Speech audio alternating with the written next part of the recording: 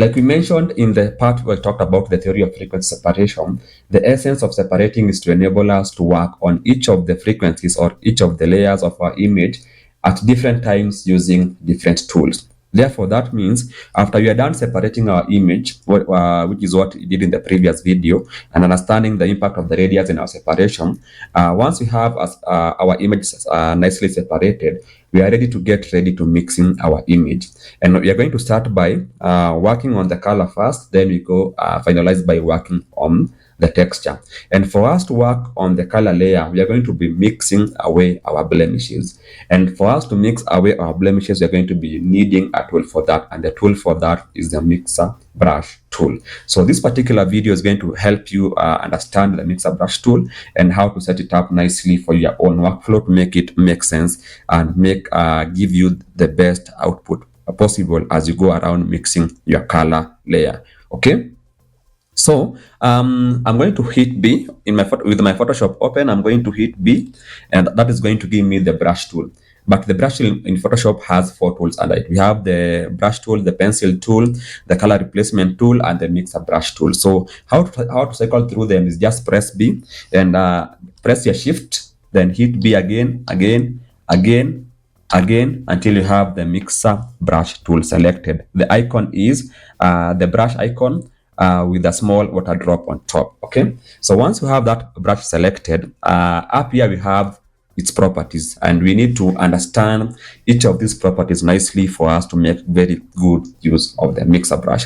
And we are going to change some of these settings from the default and have them a bit new. Okay, so the first thing we need to do is we are going to be using the mixer brush to mix an effect into our image, not a color. Therefore, we need to make sure that the mixer brush that we have does not have any color. So if you come up here, you can see there is a color white here. So, therefore, this means that at this particular point, if you use the mixer brush on the image, it is going to introduce to mix the color white into the image, and we do not want that. We just want to mix what is already on the image. So this brush has to be made transparent, and how to do that is come to the icon, brush icon right next to the color icon, and just click on it once like that. And once you do that, you can it is now deselected, and if you look at where we had the white color, it is now transparent. Okay, meaning that we are not mixing any foreign color or texture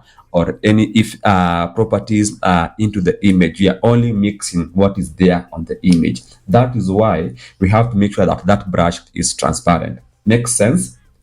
Because if you have it in a color like that, this means that you're going to be mixing the color white into the image, which is not our intention.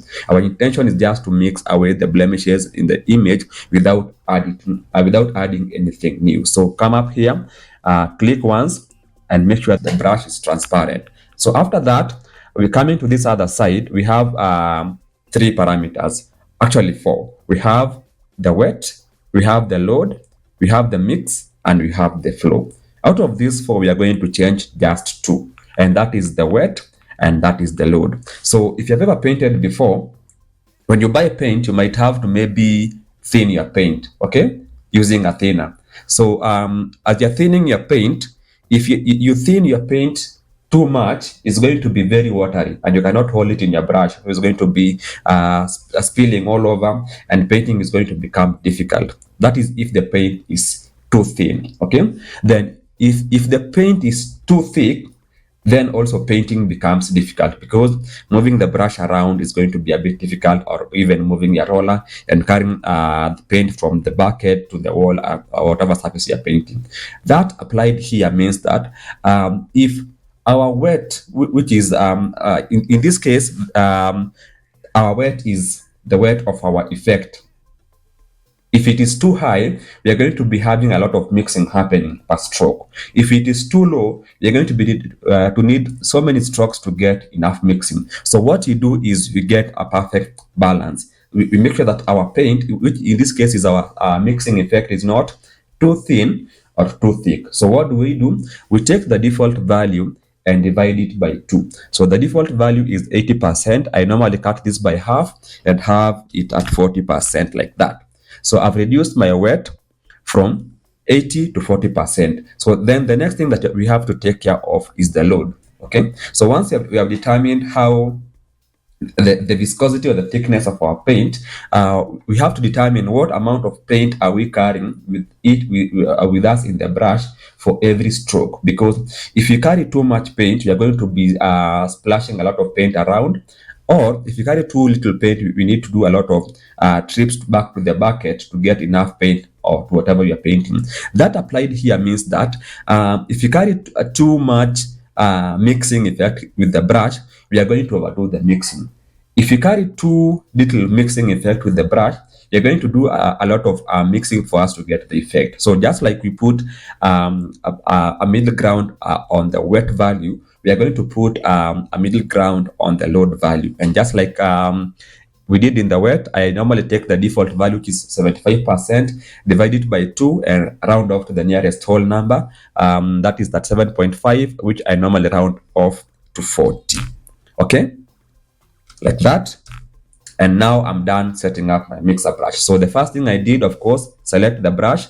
Then after selecting the brush, make sure that the brush is transparent. Make sure this icon here does not have any color or any texture. It should be transparent. Then from there, we came to the wet and put the wet at 40%. Then we came to the load and put the load at 40%. So the other parameter that we have here is the mix. And now the value that we have on the mix does not matter. Why? Because the moment our brush became transparent, we are not mixing anything foreign into the photo. So this percentage here determines what is coming to the photo in the form of a texture or of a color. And since we are not adding anything foreign to the photo, whatever value we have on the mix does not matter. So leave it like it is. Then the last value that you have there is the flow. So the flow is technically refers to how many strokes of the brush do you need to get 100% of the brush, and we are going to leave that at 100. Why? We have already reduced the intensity of the brush by reducing the load and by reducing the wet. So there's no need for us to reduce the flow of the brush any further because we've already cut down its power by reducing its wet and reducing its load.